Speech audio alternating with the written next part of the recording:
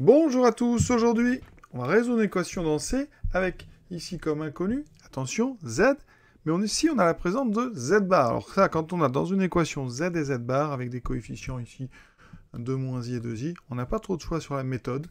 Là, on va être obligé de passer par la forme algébrique de Z. Donc ici, on pose donc Z, donc ici, on pose donc Z égale X plus Y avec X qui est donc la partie réelle de Z et Y qui est la partie imaginaire de Z. Donc X et Y sont des réels. D'accord? Et on va mettre ça dans notre équation. Donc notre équation, elle équivaut à 2 moins IZ. Donc à la place de Z, je vous l'ai dit, on met X plus Y. Là, on n'a vraiment pas le choix. Et ensuite, de l'autre côté, à la place de Z bar, on va mettre, je rappelle que si Z égale X plus Y avec X et Y réel, important, le conjugué de Z, c'est X moins Y. Donc ici, je mets X moins Y. L'avantage, c'est qu'ici, on a des X et des Y. Des deux côtés, pour l'instant, on peut se dire, mais on a deux inconnus, alors qu'on n'a qu'une seule équation. Ça peut paraître surprenant, mais on va s'en sortir avec une propriété qu'on a déjà utilisée, qui dit que quand deux complexes sont égaux, les parties réelles sont égales et les parties imaginaires. Et vous allez voir que ça va nous décoincer, nous donner deux équations différentes. Donc ici, on développe. Alors il faut un petit peu de temps, donc c'est pas la peine d'aller trop vite. Avec un peu de technique, on peut gagner du temps, mais là, je vais vraiment faire ça dans l'ordre. Donc ici, on a moins i fois i. Ça fait moins i carré, mais moins i carré vaut plus 1. Donc là, on a plus y. C'est ce fameux terme ici avec, ici, il est i carré. D'accord? Donc c'est plus x. Ensuite, on a moins 3 plus i. Pour l'instant, ça n'a pas bougé. À droite, on a 5i. On développe 2ix et un autre terme. Ici, 2i fois moins y. On aura donc i carré avec un moins i carré, ça vaut 1. Donc ici, il vous reste donc 2y. Si vous avez un petit doute au début, écrivez tout. On a ça. Donc ça fait moins 2i carré y. I carré valant moins 1, avec ce moins, ça fait 2y. Vraiment là, allez doucement au début. Alors ici, l'idée, ça va être de bien mettre en évidence les parties imaginaires, les parties réelles de chaque côté. Donc on peut ici mettre à gauche tout ce qui est réel, donc 2x, x est un réel, moins 3, et le y, j'ai oublié le y, donc on va mettre dans l'ordre 2x, plus y, moins 3. Ensuite, tout ce qui contient des i, donc on a 2y, donc je vais mettre 2y, moins x, et on a ici plus i, donc plus un i, donc plus 1.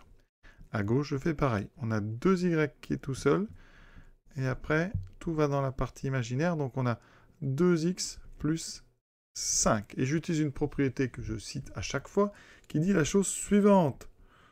Si on prend deux complexes, c'est-à-dire que j'ai a', b, b' réel, si j'ai a plus ib égale a' plus ib', eh bien ça équivaut à dire que les deux parties réelles a et a' sont égales, et les parties imaginaires b et b' aussi. Donc je vais utiliser ça, puisque vous voyez bien qu'ici, j'ai bien deux complexes qui sont égaux. Pour bien vous expliquer avec la propriété, ça en fait c'est A, la deuxième parenthèse c'est B, donc là j'ai bien A plus IB, et ça c'est A' plus IB'.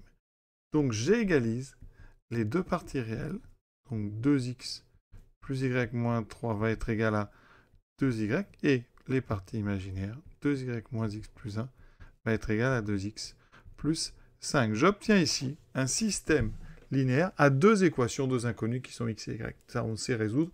On va y aller tranquillement. Donc d'abord, on met les choses sur une forme sympa. Donc on met d'abord les x. Ensuite, le 2y ici, on va l'enlever des deux côtés. Ça va faire y moins 2y à gauche. Donc j'aurai moins y va être égal à. Et si ce moins 3, je l'enlève en ajoutant 3. Ça fait donc 3. Je fais pareil de l'autre côté, pour la deuxième ligne, moins x, ici j'ai 2x, donc je vais enlever 2x, ça fait moins 3x. dy, j'en ai que 2, donc plus 2y. Et ensuite j'ai un 5 ici, je vais enlever 1, ça fait 4. On continue. Comment résoudre un système? Il y a plusieurs méthodes, on va utiliser encore ici souvent la substitution. Parce que grâce à la première ligne, on va avoir y en fonction de x. Donc la première ligne me dit que 2x moins 3 égale y. D'accord? Ça veut dire qu'ici, dans la deuxième ligne, à la place de y, je peux mettre 2x moins 3. Vous voyez, ici, à cet endroit-là, ici, là, j'ai remplacé ce y par 2x moins 3. Ça veut dire que ma deuxième ici ligne est en fait une équation à une inconnue, il n'y a plus que d'x. Alors je compte, moins 3x plus 2 fois 2, 4x, moins 3x plus 4x, ça fait x. 2 fois moins 3, ça fait moins 6 égale 4. On a presque fini, vous voyez, parce que maintenant, la deuxième ligne me dit que x égale à 10. Et ici, alors j'aurais pu changer la première en mettant tout de suite ici le y à gauche. Et en fait, je vais lire dans l'autre sens, ça fait y égale 2x moins 3. Comme x vaut 10, 2 fois 10, 20 moins 3, 17. Donc, on a trouvé. Ça veut dire que ça équivaut en fait à z égale 10 plus 17i. Donc, les solutions. Il n'y a qu'une solution à cette équation. 10 plus 17i. D'accord? Et on a terminé. Donc, je rappelle vraiment, le passage important, c'est que ici, le fait d'avoir du z et du z bar, ici et là, nous impose finalement cette méthode où on va passer par la forme algébrique de z en mettant à la place de z x plus y. En transformant, vous obtiendrez ici l'égalité de deux complexes. Par la propriété, on égalise les parties réelles, les parties imaginaires, ce qui vous donne deux équations ici du premier degré avec deux inconnus. Donc c'est un petit système qu'on résout par substitution. Ouais, j'ai trouvé y en fonction de x, j'ai substitué dans la deuxième ligne. Et on a terminé. À très bientôt.